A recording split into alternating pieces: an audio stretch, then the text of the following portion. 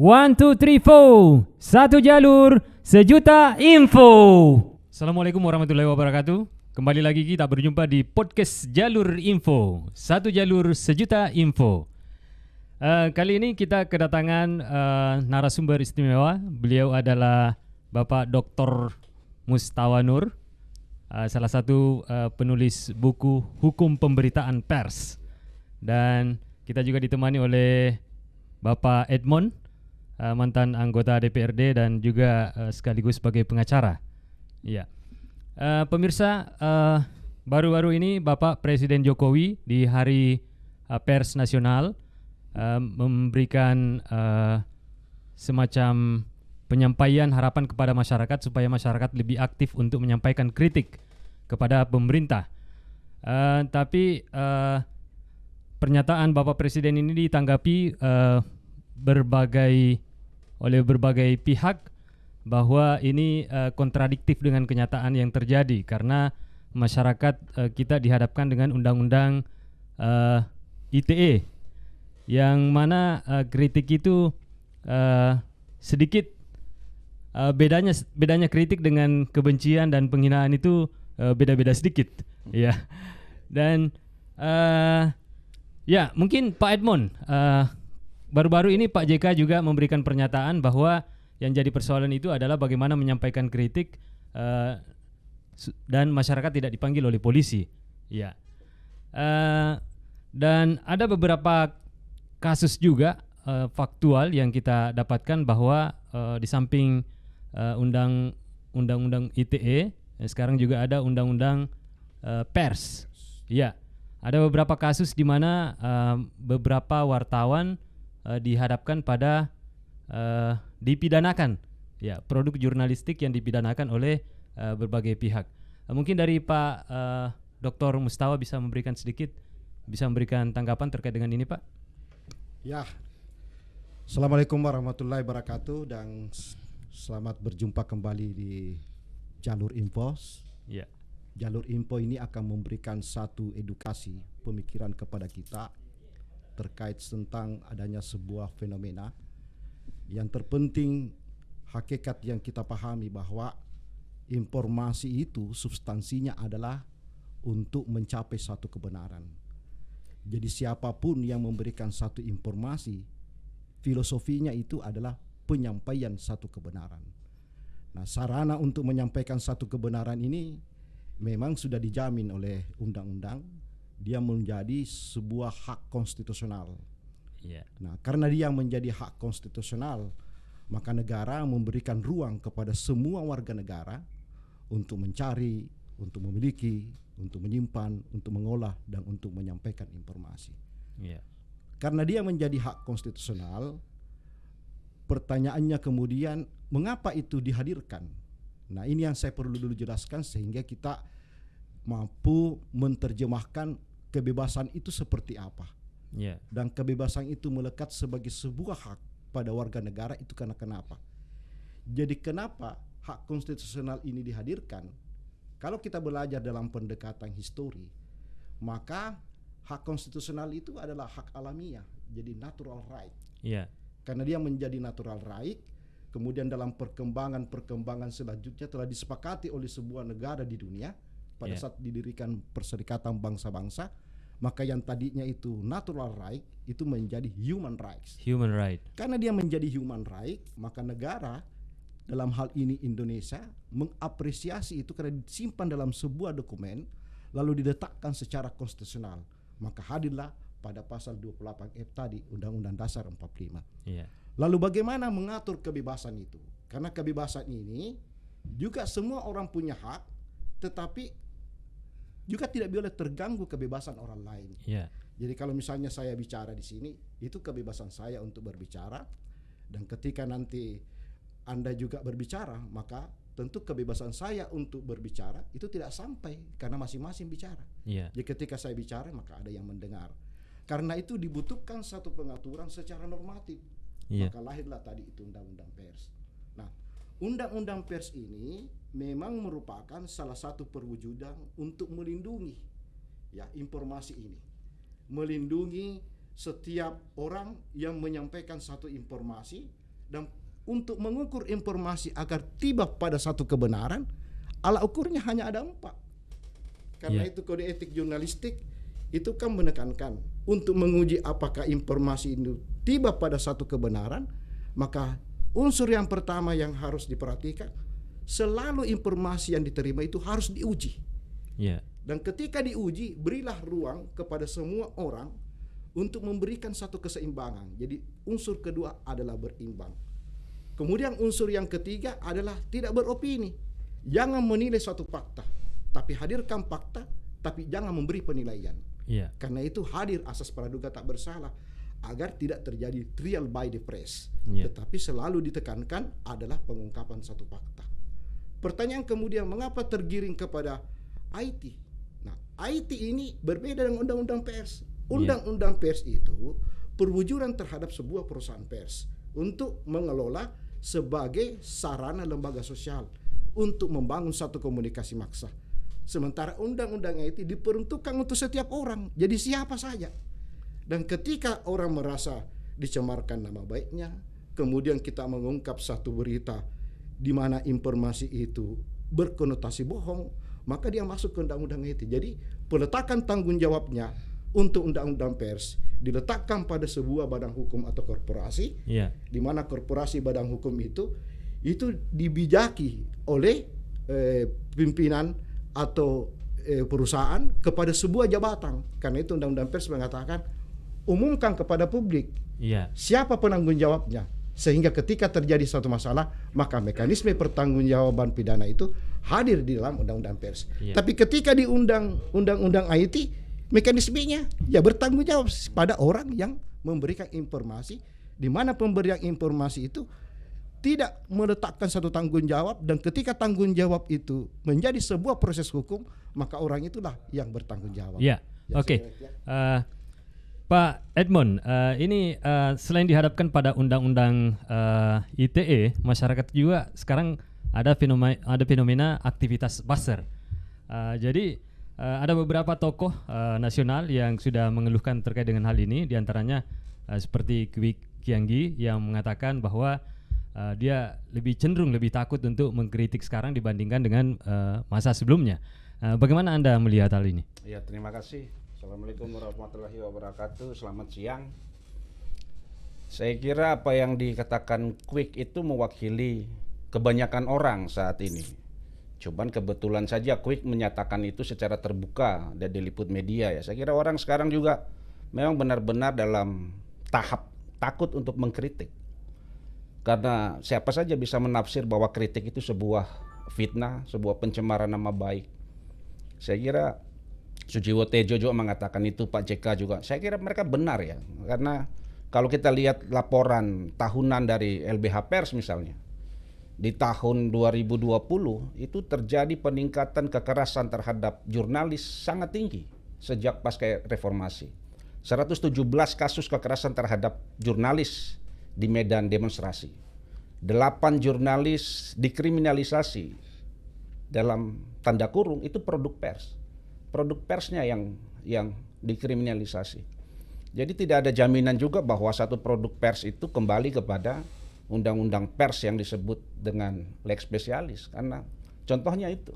Kemudian yang lain adalah kita lihat misalnya Jerings ya, drummer Superman is Dead di Bali misalnya. Dia dikenakan pasal yang menurut saya dipaksa juga. Barang siapa masyarakat dan seterusnya, masyarakat berdasarkan suku, agama, ras dan golongan ya. Sementara yang dia sebut itu diksinya adalah ID kacung WHO. Pertanyaan semua orang se-Indonesia ini saya kira biar masyarakat awam juga bertanya-tanya, ID ini komunitas apa? Apakah dia berdasarkan sara atau golongan? Kan bukan. Tapi praktek-praktek penerapan pasal 27, 28, ayat 2, ayat 3 itu makin serampangan kalau menurut saya di 5 tahun belakangan ini. Bahkan misalnya di Palopo ya, ada satu orang wartawan, bukan hanya undang-undang ITE, dia dikenakan juga pasal 1, pasal 14, 15, Undang-Undang nomor 1 tahun 46 tentang pidana.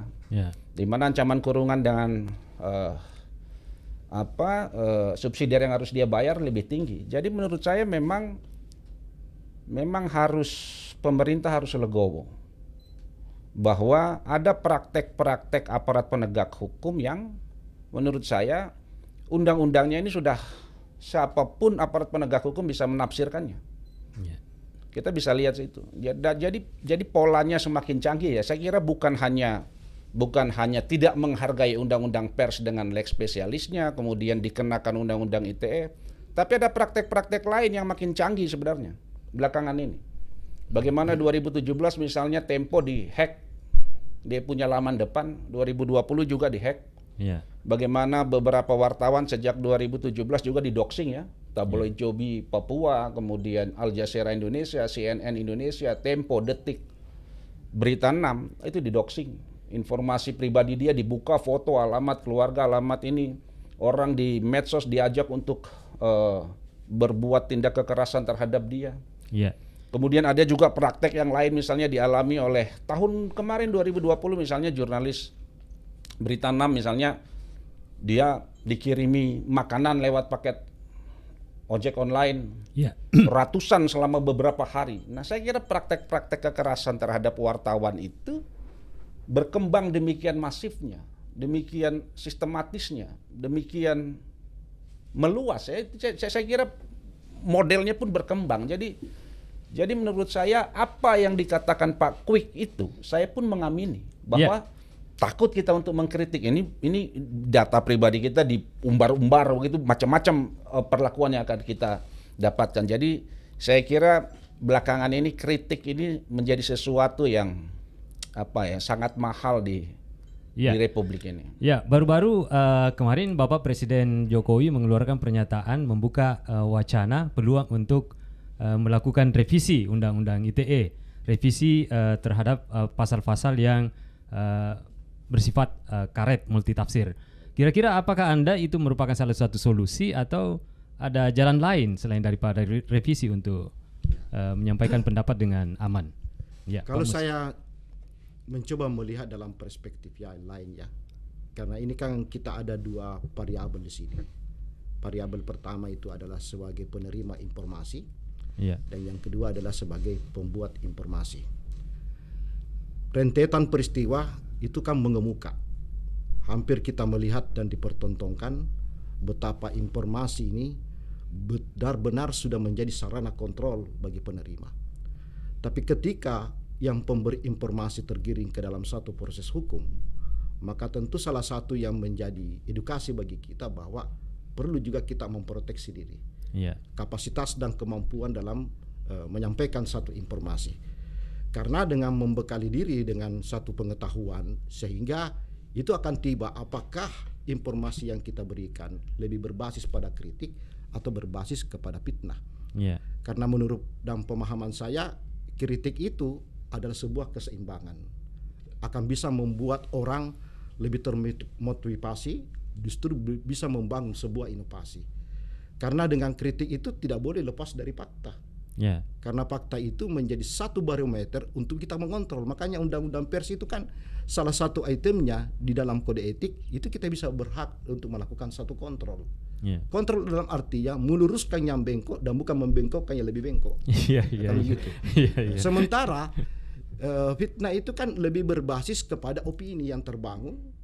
Opini yang terbangun ini tidak dibarengi dengan fakta, sehingga muncullah nuansa-nuansa yang menimbulkan ketersinggungan, merasa tidak enak harkat dan martabatnya.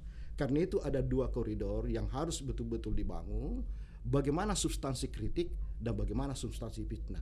Kalau ini kita barengi dengan mencoba menelusuri kemampuan diri, maka otomatis kalau itu bisa kita siasati, maka kita bisa menempatkan diri kapan kita mengkritik dan bagaimana menghindari agar tidak terjadi fitnah. Saya kira karena ujung-ujungnya dua-dua ini adalah informasi. Dan di ujung informasi itu yang mau disampaikan adalah kebenaran. Nah, karena kebenaran maka harus kita memproteksi diri. Apakah saya sudah memiliki satu keahlian? Apakah saya memiliki satu kemampuan? Dengan dasar seperti itu maka tentu orientasi kita untuk mencapai satu kebenaran akan terwujud. Karena itu kalau dalam wartawan memang harus diperketat rekrutmennya. Karena rekrutmen ini menjadi satu pintu masuk untuk mengukur kapabilitas, mengukur kredibilitas, karena dunia kewartawanan adalah dunia keahlian. Karena dunia keahlian, maka basis pengetahuan adalah menjadi ukuran utama di dalam menempatkan kapabilitas seseorang agar diberi kewenangan untuk menulis berita. Iya, oke. Pak Edmond, kira-kira bagaimana tanggapan dengan wacana yang dibuka oleh Presiden untuk membuka peluang untuk melakukan revisi terhadap pasal-pasal yang multitafsir di Undang-Undang ITE? Saya kira beberapa undang-undang di Indonesia yang disebut dengan pasal Atsai Arti Helen itu pasal karet ya, bisa ditarik-tarik kemana saja, itu masih ada di beberapa undang-undang. Bukan hanya undang-undang ITE, walaupun dalam perkembangannya misalnya pasal penghinaan terhadap presiden itu telah di judicial review ya, tidak ada lagi. Saya kira itu langkah baik. Tapi lahirnya undang-undang ITE ini kan membawa langkah buruk lagi terhadap kebebasan berekspresi masyarakat sipil, terhadap pers misalnya, terhadap media misalnya. Nah itu yang saya kira mau di judicial review sekalipun, mau dirubah sekalipun, kalau misalnya ya selesaikan saja dulu lah RUU pidananya.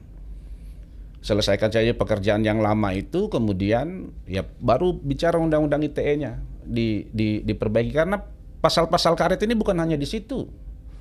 Pasal ini ada juga di Undang-Undang Nomor 1 Tahun 46 misalnya, pasal-pasal karet ya. Di zaman Orde Baru ya itu yang kita lawan misalnya bagaimana NKK, BKK zaman dulu. Pasal-pasal karet itu, tapi dalam perjalanannya sudah baik, sudah tidak ada lagi dalam peraturan perundang-undangan kita, tapi muncul lagi peraturan perundang-undangan yang baru yang juga sebetulnya mengembalikan apa yang sudah hilang pasca reformasi itu. Oleh karena itulah menurut saya Undang-Undang ITE ini sebaiknya ada duduklah bersama para penegak hukum ini. Ya, ada polisi, ada jaksa, pengacara, ada hakim di situ. Bagaimana pemberlakuannya ini? Karena kalau saya lihat ya, misalnya di tahun 2000 menurut laporan SafeNet misalnya, itu terjadi 8 kasus kriminalisasi terhadap jurnalis itu karena produk jurnalistiknya. Nah itu terus kita mau berdebatnya di ranah mana itu? Kalau sudah seperti begitu. Jadi saya kira walaupun beberapa tokoh misalnya di awal-awal lahirnya Undang-Undang ITE ini menyatakan bahwa ini adalah kontrol terhadap kebebasan, bahwa apa yang disebut human rights di Indonesia, di pasal tentang human rights di Undang-Undang Dasar, bahwa hak asasi di Indonesia ini dibatasi. Ya, ada beberapa hak asasi yang dibatasi berkaitan seperti Pak Dokter bilang berkaitan dengan hak-hak orang lain. Tapi juga dalam prakteknya saya lihat ini bagaimana ini? Saya kira indikasi orang kalau bicara tentang indeks demokrasi, saya kira adalah kebebasan pers. Tentu pers yang seperti yang disampaikan oleh Pak Dokter tadi barusan ya. Saya kira pers seperti begitu. Tapi tidak bisa juga diberangus dengan cara yang sedemikian. Kalau kita baca laporan LBH Pers, kita baca SafeNet, laporan tahunan SafeNet, itu tingkat kriminalisasi terus naik. Kriminalisasinya naik, doxingnya naik, terornya naik. Nah ini saya kira apa? Ini ancaman yang cukup serius terhadap demokrasi. Jadi apapun yang dilakukan, kalau misalnya undang-undangnya mau dirubah sekalipun, tapi kalau tidak ada kesepahaman kita menjaga marwah demokrasi ini, meningkatkan kualitas demokrasi untuk semakin baik, kita kembali lagi ke zaman dulu. Jadi, bahwa siapa saja, barang siapa itu, dan pasal-pasal Atsai Arti Helennya bisa mengancam kebebasan berekspresi masyarakat sipil dan pers ya, saya kira termasuk medianya. Saya kira itu. Saya tambahkan ya. Jadi memang yang menjadi multitafsir itu di pasal 27. Di situ kan disebutkan setiap orang untuk yang sengaja mendistribusikan. Nah, persoalannya sekarang untuk mendistribusikan ini, apakah dia masuk ke area pribadi atau masuk area publik? Tidak ada penegasan. Jadi ketika saya misalnya chat, dan ketika chat saya itu menimbulkan kerugian, itu bisa juga kena UIT. Lalu bagaimana ini yang perlu diatur, karena konsumsi ini yang kita maksudkan ini adalah untuk kepentingan publik. Saya kira itu. Tapi paling tidak kita bisa menarik benang merah. Kata pakar hukum guru saya mengatakan, kalau saya harus memilih antara hukum yang baik dengan pelaksana yang buruk, maka saya akan memilih antara pelaksana yang baik walaupun aturannya yang bodoh. Karena kalau tidak, Iya, maka berlaku itu paham ya, hit ranking akter depetenan, hukum Iya. tertati-tati, Iya. mengejar peristiwa sekiannya diatur. Iya. Karena tujuan negara kita ini adalah bagaimana mensejahterakan sebagai sebuah konsekuensi hadirnya negara sebagai welfare state, negara Iya, sejahtera. negara sejahtera. Itu yang menjadi orientasi. Ya, ya Pak Dr. Mus, ini kan era digital sekarang ini hampir semua warga itu mempunyai kesempatan yang sama untuk membuat sebuah artikel. Ya, mirip-mirip lah dengan sama dengan jurnalis. Ya, dan bisa dengan bebas membagikan artikelnya itu ke media sosial dan lain sebagainya. Dan sekarang kecenderungan juga media juga ada yang mengambil berita dari apa yang di-share oleh masyarakat. Iya. Nah, apakah kalau misalnya apa yang di-share oleh masyarakat ini, apakah itu bisa dikategorikan sebagai produk jurnalistik atau tidak? Produk jurnalistik kan ada beberapa. Iya. Ada strike news, ada interpretatif news, Iya. ada investigatif news. Iya. Artikel itu diletakkan pada tanggung jawab yang membuat artikel. Oh, iya. Makanya itu dalam kolom opini sudah ada peringatan kepada yang bahwa segala isinya itu tanggung jawab kepada penulis. Jadi tidak dilindungi oleh undang-undang pers. Tidak dilindungi. Karena Iya. undang-undang pers itu kan memang barometernya di pasal 3 ayat 1 tadi Kode Etik Jurnalistik. Iya. Kita menerima satu informasi harus diuji. Dan ketika kita sudah uji, maka ruang bagi orang juga kita berikan tempat sehingga menjadi konsekuensi hadirnya unsur berimbang. Kemudian tidak boleh kita menilai fakta. Iya. Tidak boleh menilai fakta dan juga tidak boleh menuduh. Iya. Karena kita menganut asas praduga tak bersalah. Iya. Nah, karena itu pengungkapan fakta dan opini itu selalu penekanannya adalah praduga tak bersalah, harus dijunjung dan dihormati. Iya. Saya kira itu. Iya. Jadi mungkin ada kesimpulan Pak kira-kira bagaimana tips-tips untuk supaya masyarakat kita ini tidak masyarakat baik, pemerintah juga baik dalam hal mengumumkakan pendapat atau kritik ini, Pak. Pertama saya ada pada kultur ya. Kultur kita ini harus dibangun dengan itikat yang baik. Dengan membangun sebuah itikat yang baik, maka tentu kita dapat menekankan pada orientasi berpikir kita juga dengan tujuan yang baik. Karena dengan kultur yang baik, dengan tujuan yang baik, maka kita akan menghadirkan juga aturan yang baik. Iya. Karena itu kita sama-sama mengawal kebaikan ini, sehingga dengan kebaikan ini kita mengantar negara kita jauh lebih baik seperti harapan kita semua. Ya, dari Pak Edmond?